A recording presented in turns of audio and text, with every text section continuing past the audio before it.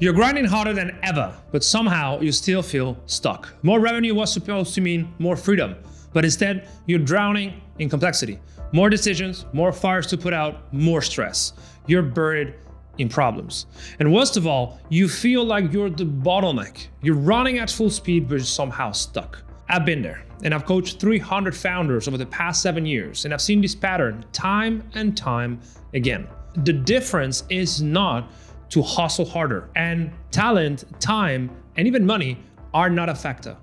What matters here is that you dial in your execution. And this video is about how to execute like Elon Musk. This is not motivational fluff, but a few battle-tested principles that I took straight from Musk's playbook that if you apply them, I guarantee will have a massive impact in your business. Each step is very practical and you can start implementing it today. The first step is very simple, but it's hard for most. Elevate your standards. See, when you're stuck at 6 figures, the natural instinct is to work harder, add more processes, hire more people. But that's typically what's holding you back. The real breakthrough is not in working harder, it's in changing how you approach every moment. Because elite founders do not drift into success. They consistently make the same decision, show up at their best, which means eliminating half commitments, playing it safe, hedging your bets. Because every time you're faced with a choice, you really have 2 avenues. You can try to continue doing what you're currently doing, which is only going to give you the same results, or you can change your approach. And the easiest way to elevate your results is to start thinking like the person who you actually want to become. So one key question, if you're stuck at 6 figures, is asking yourself, what would the 7-figure version of myself actually do in this situation? And that is going to change everything, because it's going to change how you approach every decision. And it's going to make you do the hard things, even when if it's convenient, even when no one is watching, even when it is difficult. And this is simple but crucial, because pretty much every founder I've ever started working with, they were operating with the handbrake on, chasing safe enough goals, having plan Bs instead of going all in on their plan A. So if you're currently stuck, let's say at 10K a month, ask yourself, what's preventing you from reaching 100K a month? And you pretty much find out that nothing really is preventing you from getting there. Just your ability to focus and consistently execute at the highest level for as long as you need to get there. If you're already making 7 figures, for instance, like some other of my clients, ask what would an 8-figure version of yourself actually have to do to get there? And you'll soon find that you have the answers. You know what specific things you'll do to get to that next level. So in essence, the first step is to think an order of magnitude bigger.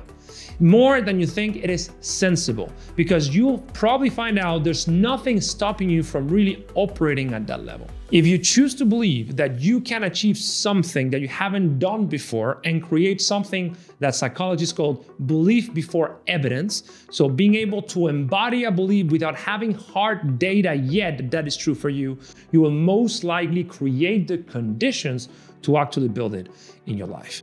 This is anathema in a world filled with mediocrity, but elite founders always shake the mediocrity dogma and swing for the fences and elevate the standards. And that's why they win. It's never about how hard they work, and everything about how they show up and how they actually do everything they have to do. Most founders never scale because they get lost in the daily hustle, in putting out fires, in running on effort, instead of conscientiously elevating their standards, narrowing their focus, and engineering a path to get that next level. Now, in order to get to the next level, you need to have a vision. You need to know exactly what is the thing that you're going towards. But most people get this step wrong. Step 2, have a larger than life vision that attracts your best performance, but also insane talents. So once you have identified how you can elevate your standards, the next step is to have a clear destination to aim for. And this sounds simple enough, but let me tell you, most people get this wrong because they feel having a clear vision is just a feel-good exercise, it's woo-woo stuff. But it's literally the opposite. It is the entry point to high performance. Because when you have a compelling vision, something you cannot wait but to wake up to actually build it, guess what happens? You wake up and you start building it in full force. Your standards automatically match the intensity of the vision. So the solution here is to set a vision so big, so exciting that makes the grind worth it, right? This is not a futile exercise or a nice to have. It's literally survival mode in this competition-ridden world. And the good thing about this is when you do it the right way and you aim to build something that is outside of what you currently think is possible and encompasses a larger than life vision, suddenly a bunch of very smart people come to you. You start attracting elite talent that are willing to build a business with you. Because A players don't want to get a job. They want to feel part of something legendary, something of a mission. True weapons are in business in order to make a dent in the universe, as Steve Jobs would put it. So every vision that you create must encompass every person's vision within your company. So make the vision so compelling that the best people in the industry cannot help but come to you and want to be a part of it. Like for instance, for me, when I first started Selfmastered, I never wanted to build a coaching program or a training organization. There's zillions of them. I'm building the world's first elite performance training center for founders, where founders come to train in the high performance systems and protocols and frameworks that warranty successful execution and therefore success. Just like athletes go to high performance training center to prep for the Olympics, entrepreneurs who want to reach 7 and 8 figures come to us in order to get fully ready for the journey. That is a much more compelling vision than just having a random coaching program. See the difference? I'm waking up every day and attracting talent every day to build an elite performance training center for entrepreneurs just like you. It is a radically different proposition. And this is the same vision that has allowed me to build this for the past 5 years and eventually move to the States to continue the journey, right? Now, at this point, once you have a very clear vision that you truly believe and you're attracting elite talent, this is when some founders go wrong because they start becoming overwhelmed. They start thinking about every single tiny detail that is not under their control yet, everything that is missing instead of everything that is actually going for them, and they end up self-sabotaging. So at this point, idea number 3 is to start decomposing everything you do into its core principles in something called first principles thinking, which is something Elon Musk is very famous for, right? The goal here is to eliminate complexity at the root. And as I said before, most founders fail because they're too smart for their own good. That certainly happened to me in the past. We are consistently making things more complex than they need to be because we're able to imagine that in our heads. And that leads to delays, distractions, cost overruns, hiring the wrong people, trying to do too many things at the same time, preventable mistakes. Elite founders like Musk, no matter how smart they are, they understand that simplicity is the ultimate sophistication. And being simple is the ultimate driver for superior execution. So the goal is to boil things down to the simplest form. So what I coach our clients to do is to break down every situation into the core components and understand what are the key parts of every situation and every process, and understand if they're clear on how to solve the issue for good. An example of this would be people absolutely overwhelmed because their outreach is not working, for instance, and they're having all sort of emotional hiccups because they're not able to consistently get results from their outreach. Instead of decomposing their outreach into a systematic components, understanding what is the outreach method. Let's say it's cold email. All right, so cold email. What type of emails are we sending? What type of list are we sending it to? What are we saying in the first line? What are we saying in the second line? What's the length of the email? All sorts of little variables that actually pertain to the cold email system that once you analyze it from a first principles perspective, you realize that you're probably messing up somewhere. And it's very simple. You just fix what's not working and it starts working again. And if you get into the habit of doing this and mastering every tiny detail, you will find that right now you're messing up 10 or 15 important details in your business. And that's okay, because you can master one after the other. And that is how you start scaling your business without having to hustle and grind, but by methodically planning for your next level. Now, at this point, once you understand how to think in first principles and you have eliminated the unnecessary complexity, the next step is to start thinking in systems, right? So average founders think in what I call events. They do not see cause-effect relationship in between the different aspects of their business. They see marketing on the one side, sales on the other side, their own performance on the other side, and they cannot interrelate or understand how everything interrelates. Elite founders understand that everything is cause and effect, that once you have decomposed something into first principles, the next step is to understand how everything relates to everything else in order to drive the outcomes that you want. Because the universe is chaotic, entropy is the tendency towards chaos, and it is everywhere. Nothing ever sorts itself out. We need to get it organized. And we do that through systems, right? Think about it. When was the last time things just magically worked for you without you having to prep for it? Never. It never really happens. So why would that happen in your business? It should. So how do you solve this? How do you apply this systems thinking to your business? Well, you map out every single thing that you're doing and you understand the cause-effect relationship between those parts. Back to the cold email example. If, for instance, you realize your cold email is not working as good as it worked in the past, and you think systematically and you realize that you stopped doing marketing, for instance, there was an obvious correlation between having an active presence on social media for marketing, for instance, and actually getting your emails responded. So now you see a cause-effect relationship on how marketing affects sales. So what do? You improve your cold marketing system, but you also start marketing again on social media so that you build a stronger machine, right? This is the same principle. This is how Elon Musk, for instance, first realized that the total cost of building a rocket was only 2% of what he was quoted when he went buy them. So he by first principle inferred that there was a superior solution to creating rockets. And then what he did is systematically redesign the rocket and eliminate the biggest cost center, which is the fact that they were not reusable. So by combining first principles and systems thinking, he was able to design a 10x better alternative to rocket and rocket launching.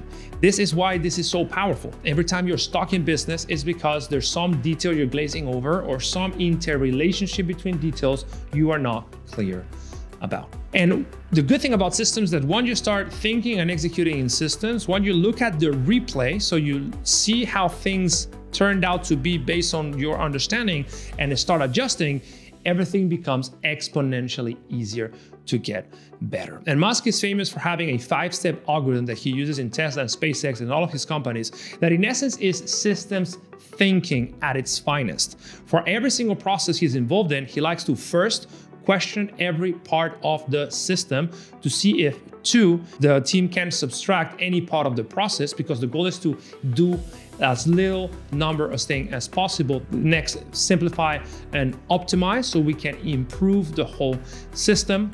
Then 4, accelerate cycle time, which means go faster with the same system. And finally, automate. See if you can take humans out of the question and make it easier to follow. In essence, once you start thinking in system, you can look at the replay and get better at the systems of your business exponentially faster. This is already good enough, right? This is going to lead you to exponential results, because most people will never think in first principles, will never have a big enough vision, and will not optimize their life systematically. But there's one principle that gets very often overlooked, and it's the fact that the best designed systems will not offset a lack of a competent system operator that is unafraid to get the work done. In other words, if you do not believe that you can actually figure things out, you won't. Which is why my next point is self-efficacy. Self-efficacy is a psychological construct first postulated by Albert Bandura in the 90s. In essence, is your belief in your ability to figure things out. It's not self-confidence. It's not blind self-belief. It's your belief in figuring things out. It's not positive thinking. It's not motivation. It's not even discipline. Is, do you believe that you can figure things out? That you have the potential to think your way through a problem, yes or no? And There's plenty of research that says that there's a very high correlation between entrepreneurial success and high self-efficacy, because every entrepreneur goes through periods of self-doubt, but the best among them are able to remain functional and still work on the right things for long enough until they fix those things. And that's because they trust their ability to figure things out. They can feel like shit about themselves. They can be zero motivated. They may have failed 1,000 times, but they will eventually figure it out because they are consistently thinking in first principles and systematically optimizing everything they're doing. That is supremely powerful because it's a mindset shift. It moves you away from blind, positive affirmations and self-belief and whatever, to the actual raw material that you need to be working on, which is your skill level and the problem that you're facing. This isn't theory. It's literally how you build elite self-confidence, by consistently achieving seemingly impossible goals, one small detail at a time. And the final idea that I learned from Elon Musk that I think is brilliant is that you absolutely must finish every single thing that you start. And this is a very simple practice, but very few people actually do it. Elon Musk has this quote about he has the mentality of a samurai. He would rather commit ritual suicide, seppuku, than fail. It's the same principle. If everything that you commit on figuring it out, you do not stop until you figure it out, your own identity is wrapped around the idea of finishing what you start, never ever getting yourself distracted or moving away of the problem until you fix it, you will win. Because if the cost of not fulfilling your promises to yourself is more painful than failing, you never fail because you consistently work until you figure it out. And this is very important because we are always tempted to not wrap up things when we're tired. We're tempted to not be intense enough when dealing with things we don't like. We are tempted to move away from things that bring us discomfort, which is precisely why most founders never make it out of six figures. It's not because they don't know what to do, it's because they don't finish what they start. So these are 6 very specific things that I learned from Elon Musk. Excellence demands absolute total commitment. And if you do the things that I just alluded to, you elevate your standards, you cast a very powerful vision, you think in first principles, you think systematically, you consistently optimize your systems, and you finish every single thing that you start without ever doubting your ability to figure things out, I guarantee that you will scale very, very fast. This is not theory. These are proven techniques that you can use today to get to the next level. If you want to understand why your mind is not your friend if you want to be successful in business, and more importantly, what to do about it, check this video here where I go very deep in how you can rewire it.